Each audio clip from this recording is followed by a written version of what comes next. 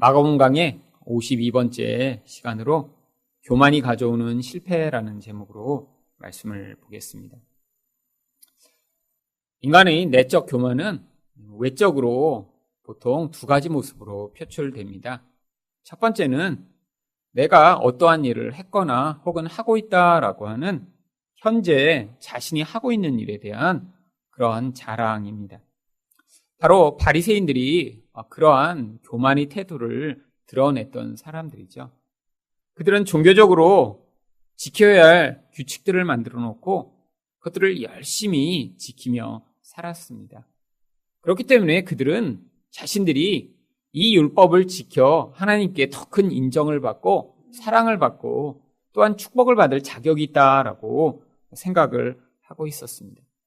그런데 이렇게 자기가 하고 있는 것을 자랑하는 사람들에게 특징이 있습니다. 그들이 모든 것을 다 그렇게 잘하며 항상 열심히 하는 것이 아니라 많은 것 중에 자기가 잘할 수 있는 몇 가지를 가지고 그들이 그것을 자랑의 근거로 삼는 것이죠. 인간은 모든 것들을 다 완벽하게 해낼 수 없습니다. 비단 그것이 종교적인 것이 아니라 다른 영역에 있어서도 마찬가지입니다.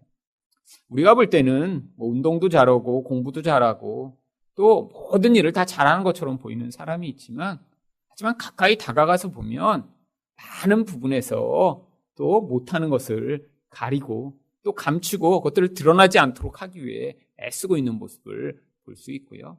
또 실제적으로 같이 살아본 사람은 밖에서 사람들이 그 사람을 평가하는 전혀 다른 평가를 하게 되는 것들을 알 수 있습니다. 결국 내가 이렇게 열심히 잘하고 있고 잘 살고 있다라고 주장하는 그 주장이 얼마나 허황된 것인가를 보여주는 것이죠. 그런데 이 교만이 또 다른 모습으로 표출되는 양상이 있습니다. 내가 어떤 것들을 규칙적으로 지금 잘하고 있음으로 말미암아 남들 앞에서도 자랑스럽고 또 자기도 그것에 대한 자부심을 갖지 않은 종류의 사람들은 내가 이런 일을 앞으로 하게 되면 내가 잘할 수 있을 것이다라는 그런 미래적인 자기 확신을 가지고 있는 경우들이 있습니다. 이것도 교만이 표출된 그런 형태이죠. 현재 내가 뭐가 하고 있는 것으로는 내가 이렇게 잘하고 있다라고 드러낼 수는 없지만 내게 이런 일들이 맡겨지면 혹은 내가 이런 상황이 되면 나는 잘할 수 있어 라고 생각하는 것입니다. 그런데 이런 교만한 태도를 나타내는 이런 두 가지의 모습들이 또 공통적으로 가지고 있는 그런 특징이 있습니다. 바로 자기가 중요하다고 생각하는 것, 또 잘하고 있다고 생각하는 것, 아니 지금은 잘하고 있지 못하지만 앞으로 잘할 것이라고 생각하는 것에 대해서 다른 사람들을 비교하며 또 그것을 못하는 사람들을 멸시하는 태도입니다. 바리새인들은 지금 자기들이 아주 열심히 율법을 지키고 있었기 때문에 율법을 지키지 못하는 사람들을 기본적으로 멸시를 했습니다. 세리나 또 창녀 같은 이런 사람들을 볼 때 인간처럼 여기지도 않았고요. 사람들과 자신을 자꾸 구별해서 자기들이 어떤 특별한 모습을 가진 자인 것처럼 드러내고자 애썼죠. 그러면 지금 현재는 잘하고 있지 못하지만 앞으로 잘할 것이다라는 그런 자기 확신을 가졌던 베드로는 어떤가요? 베드로도 마찬가지였습니다. 다른 제자들은 다 예수를 부인해도 저는 부인하지 않겠습니다. 지금 남들이 부인할지 안 할지 지금 드러난 상황이 아닙니다. 근데 자기에 대한 확신이 너무 크니까 다른 사람들을 다 멸시하며 나만 할 수 있다라고 하는 태도를 가지고 있는 것이죠. 여러분 결국 내적으로 교만한 자기 자신에 대한 의존을 가지고 있는 사람으로부터 이런 다른 사람에 대한 비교와 멸시가 나타나게 되는 것이죠. 인간은 자기를 의존해서 결코 성공하고 온전하게 설 수 없는 존재입니다. 하나님은 우리 인생을 통해 바로 이렇게 우리가 연약한 존재이고 우리 하나님을 의존해야 살 수 있는 자라는 사실을 깨닫기를 원하시는데 인간은 근원적으로 하나님이 아니라 나 자신이 그렇게 온전하고 잘 살 수 있다라고 하는 자기 확신에 똘똘 뭉친 교만한 자입니다. 그런데 바로 이 베드로가 오늘 본문에서 철저하게 실패합니다. 베드로의 이 교만한 태도가 가장 극적으로 드러난 부분이 14장 29절입니다. 베드로가 여짜오되 다 버릴지라도 나는 그리하지 않겠나이다. 모든 사람들이 다 버려도 나는 절대로 그렇게 하지 않겠습니다라는 이 베드로의 자기 확신. 아직 지금 예수님을 이런 버릴 상황을 한 번도 경험하지 않았습니다. 하지만 미래에 이런 일이 벌어지고 나면 자기는 절대로 버리지 않겠다라고 하는 그런 확신을 가지고 있었던 것이죠. 그것에 대해 예수님이 뭐라고 말씀하셨나요? 14장 30절입니다. 예수께서 이르시되 내가 진실로 내게 이르노니 오늘 이 밤 닭이 2번 울기 전에 내가 3번 나를 부인하리라. 예수님이 여기서 지금 아주 구체적으로 말씀하십니다. 그냥 닭이 울기 전에라고 말씀하시지 않고요. 닭이 2번 울기 전에. 그 다음에 또 3번 내가 부인하리라. 마치 옆에서 보고 계신 것 같아요. 왜 이렇게 구체적으로 얘기하고 계신 거죠? 너는 확실하게 이렇게 될 수밖에 없어라는 지금 하나님의 말씀으로 말씀하고 계신 거예요. 그런데 하나님이 이렇게 말씀하시는데 베드로가 또 뭐라고 이야기합니까? 14장 31절입니다.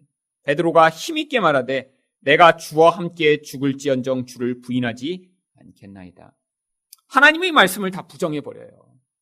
자기 확신이 얼마나 컸는지 나는 잘할 수 있다라는 거예요. 나는 그리고 내 생명을 바쳐서 이 일을 해내겠다라고 지금 주장을 하고 있는 것입니다. 여러분, 근데 현실은 어떠한가요?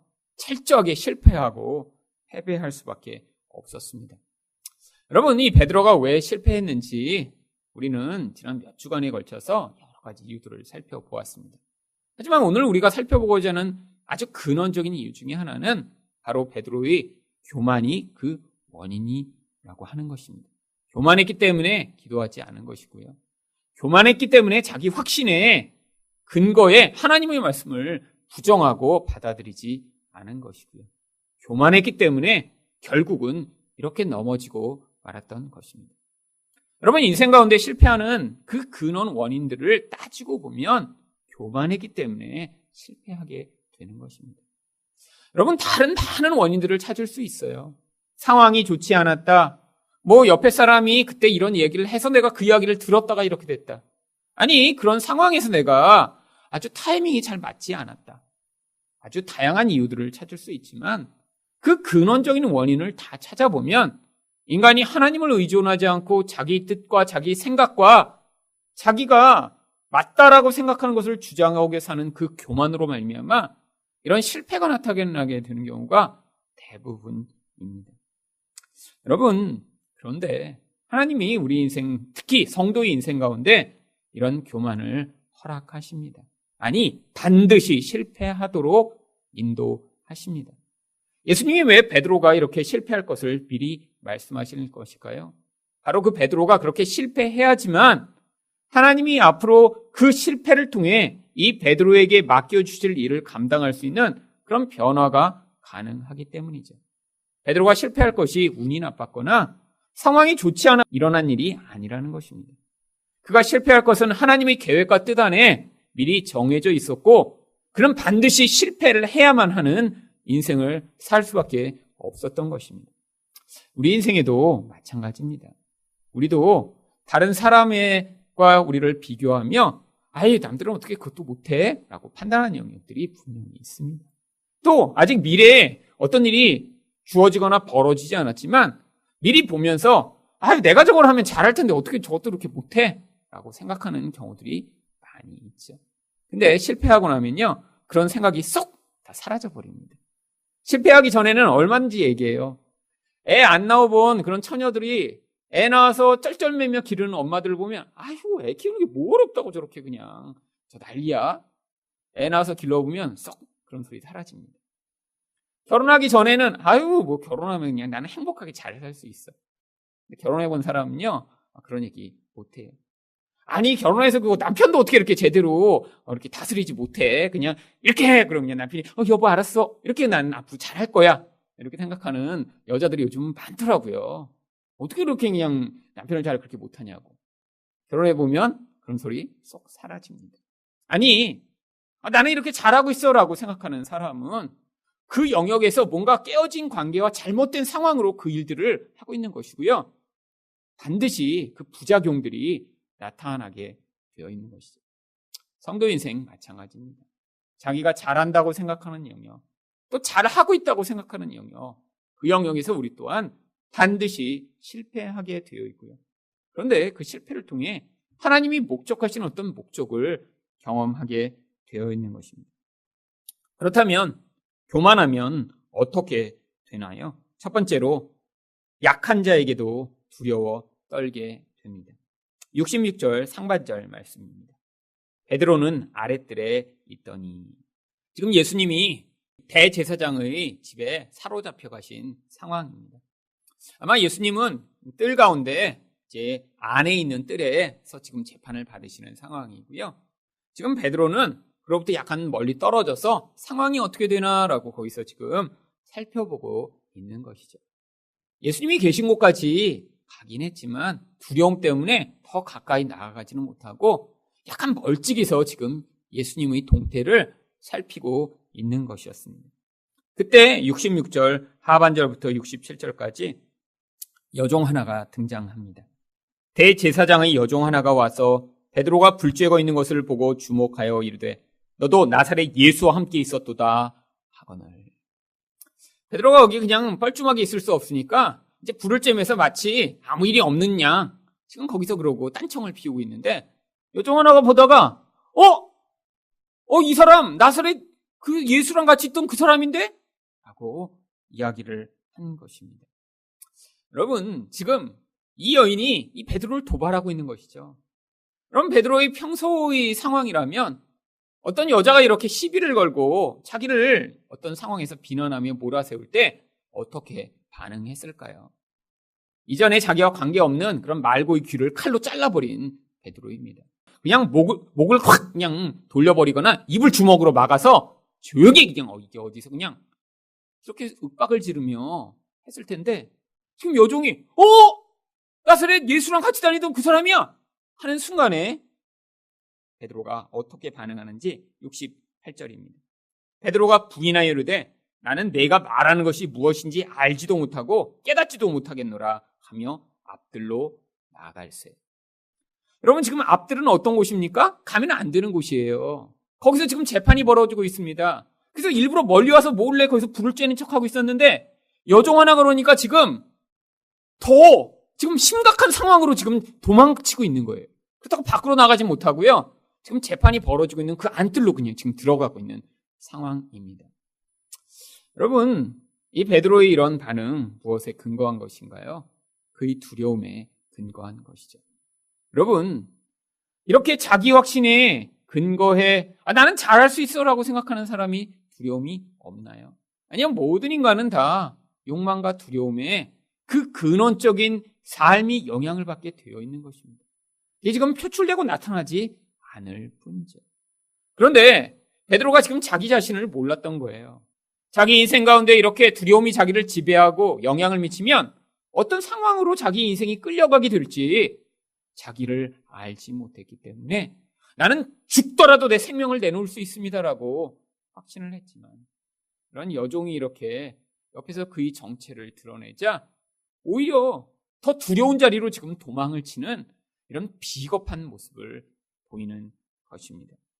이처럼 자기 인생 가운데 자기 교만에 근거한 확신을 가지고 살아가는 사람들은 세상에서 가장 약한 것에도 놀라 떨며 두려워하게 되어 있습니다. 두 번째로 교만하면 어떻게 되나요? 사람들 앞에서 예수를 부인하게 됩니다. 69절입니다. 여종이 그를 보고 곁에 서 있는 자들에게 다시 이르되 이 사람은 그 도당이라 하되. 지금 슬금슬금 베드로가 도망을 치니까 이 여종이 가만두면 안 될 것 같으니까 사람들에게 지금 알린 거예요. 여기 보세요. 여기 그 도당이랑 같이 있어요. 여기 그 중에 한 사람이에요. 여러분, 그때 또 70절 상반절에서 베드로가 어떻게 반응합니까? 또 부인하더라.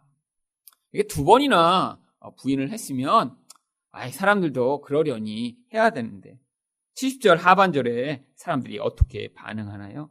조금 후에 곁에 서 있는 사람들이 다시 베드로에게 말하되 너도 갈릴리 사람이니 참으로 그 도당이니라. 아마 부인하면서 말을 여러 가지 한 것 같아요. 나는 아니야. 뭐 예수가 누구야, 예수가. 난 지금 금방 들어왔는데 불 쬐고 있는데 왜 자꾸 그래? 그런데 아불싹 차라리 말을 하지 말고 그냥 떠났으면 되는데 말을 하다 보니까 사투리가 나온 거예요. 그래서 사람들이 이 예루살렘의 표준말이 아니라 북쪽 지방의 사투리가 나오니까 네 말투가 이거 지금 갈릴리에서 온 거 아니야? 이 갈릴리에서는 예수랑 지금 따라다닌 그 사람 아니야? 그러니까 너 갈릴리 사람 맞지? 지금 상황이 이렇게 되어버린 것이죠. 지금 궁지에 몰렸습니다. 궁지에 몰리니까 베드로가 어떻게 반응하나요? 71절입니다. 그러나 베드로가 저주하며 맹세하되 나는 너희가 말하는 이 사람을 알지 못하노라 하니. 베드로가 저주를 합니다. 무슨 저주를 했을까요? 모든 학자들은 예수님을 저주했을 것이라고 추측하고 있습니다. 생각해 보세요. 너 같은 편이지? 아니야, 그놈 나쁜 놈인데 나 그놈이랑 어떻게 같은 편이야? 지금 예수랑 같은 편으로 몰리고 있는 거예요. 예수님이 바로 앞들에서 뒤에서 지금 재판을 받고 있어요. 그럼 저주를 해야 되는데 예수를 저주해야죠. 즉 예수라는 저 그냥 하나님께 그냥 저주를 받아 심판을 받은 악한 놈이랑 나랑 어떻게 그냥 같은 편으로 묶어? 나는 저 예수를 알지도 못해. 라고 지금 예수를 저주하고 있는 것입니다. 예수를 위해 죽겠다고 고백했던 베드로가 예수님을 부인하는 정도가 아니라 저주하고 멸시하고 저버리고 있는 것이죠. 여러분, 이게 바로 인간의 실체입니다. 자기 안에 있는 자기 확신으로 내 인생을 잘할 수 있다고 생각하고 살아가는 사람들은 결국 궁지에 몰리게 되면 거기서 예수가 아닌 다른 것을 선택하게 되어 있어요. 여러분, 모든 부분에서 그렇습니다. 이런 어떤 누군가 우리 생명을 위협하며 거기에서 정말로 너 예수 믿을래 아닐래? 라고 했을 때 예수를 부인하는 것 말고도요. 여러분 인생에서 나는 정말 내 힘으로 돈을 많이 잘 벌어서 정말 세상에서 이렇게 경제적으로 걱정 없는 인생을 살 거야 라는 그런 마음으로 살아가는 사람이 어떤 결정적인 순간에 예수 믿는 것 때문에 자기에게 그런 이익이 사라지게 되는 그런 순간이 오면 얼마든지 거기서 예수를 버리고 세상의 그런 돈을 선택할 수 있는 것이죠. 세상에서의 명예가 중요한 사람이 또 그렇습니다. 내가 진짜 평소에 가지고 있는 그런 예수님을 잘 믿을 것 같고 또 내가 예수를 붙을 것 같은 그 나의 확신, 이 확신은 근원적으로 반드시 실패하게 되어 있습니다. 왜? 우리는 근원적으로 나의 욕망과 두려움에 따라 선택하고 결국 내 욕망과 두려움이 이끄는 대로 내 인생에서 반응하게 되어 있는 것이 인간이기 때문이죠. 이 베드로도 근원 안에서 살고 싶은 욕망이 너무 컸던 거예요. 잡혀서 고문당하고 죽을까봐 두려움이 너무 컸던 거예요. 결정적인 순간이 되니까 그래서 결국 자기 욕망과 두려움이 시키는 대로 예수를 저주하는 자리에 서게 된 것입니다. 많은 사람들이 이렇게 반응합니다. 평소에 예수를 잘 믿는 것처럼 행세를 해요. 근데 결정적인 순간이 되면 자기 욕망이 시키는 대로 두려움이 시키는 대로 선택을 해버립니다. 무슨 얘기입니까? 겉으로만 종교인이었다라는 거예요. 아직 근원 안에서는 예수를 진짜 믿어 그 욕망과 두려움부터 자유를 얻지 못했기 때문에 결정적인 상황이 되면 결국 자기 욕망과 두려움이 시키는 대로 살아가는 노예에 불과함을 보여주는 것이죠. 마지막으로 교만하면 어떻게 되나요? 신실하지 못한 모습을 폭로당하게 됩니다. 72절입니다. 닭이 곧 두 번째 울더라. 이에 베드로가 예수께서 자기에게 하신 말씀 곧 닭이 두 번 울기 전에 내가 세 번 나를 부인하리라 하심이 기억되어 그 일을 생각하고 울었더라. 여러분, 베드로는 자기가 말한 대로 자기 행동을 지킬 수 없었습니다. 신실하지 않은 사람이죠.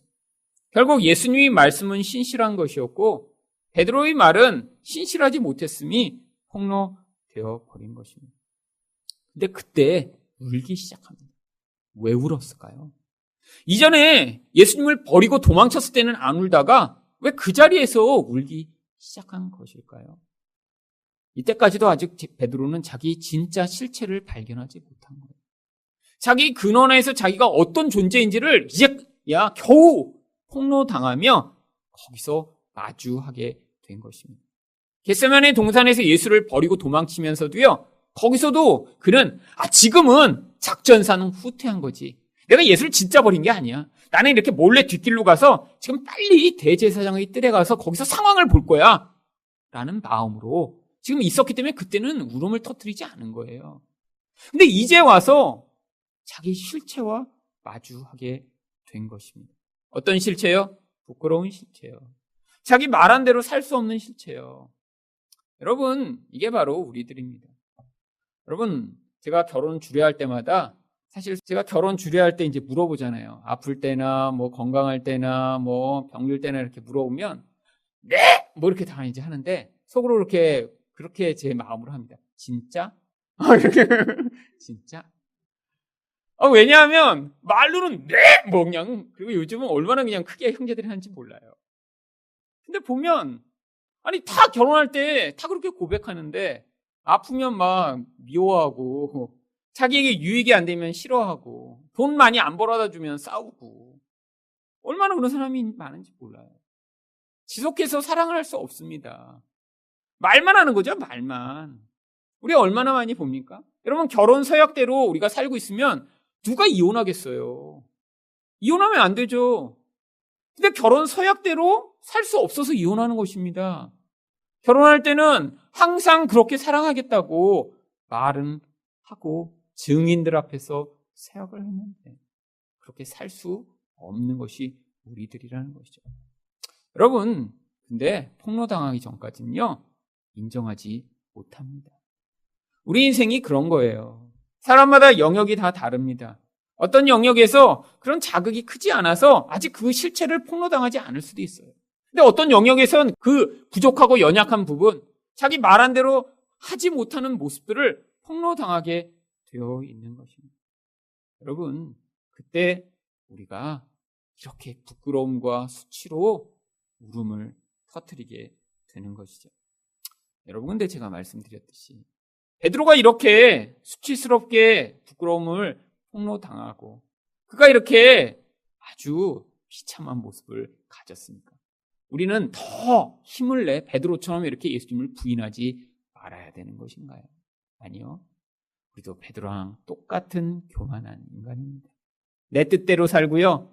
나에 대한 확신이 크고요. 그래서 이 교만함 때문에 남을 판단하고 정죄하는 거예요. 여러분, 여기 계신 모든 분들도 주변에 있는 사람들을 보면 다 나보다 뭔가 모자란 사람, 나보다 뭔가 못하는 사람, 나보다 뭔가 잘하는 사람으로 사람들을 지금 구분하고 계십니다. 종교적으로 구분하고요. 세상에 있는 어떤 능력과 어떤 모습으로 구분하고 계세요. 심지어 저도 그렇습니다. 저도 이렇게 오랜 과정을 지나며 제 인생 가운데 하나님이 어떤 개입을 통해 이런 나의 틀들을 많이 깨뜨리셨지만 지금도 사람을 보면 아이고 쟤는 왜 저렇게 하지? 이런 생각이 자꾸 들어요.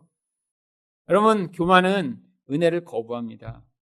나는 은혜 받아서 좋아요. 근데 남이 받는 은혜는 거부하는 거죠. 이게 베드로의 마음입니다. 근데 실패해야 돼요. 그래서 마음이 깨져야 돼요. 내가 잘하고 있고 내가 할 수 있는 영역에 대해서 박살이 나야 합니다. 왜죠?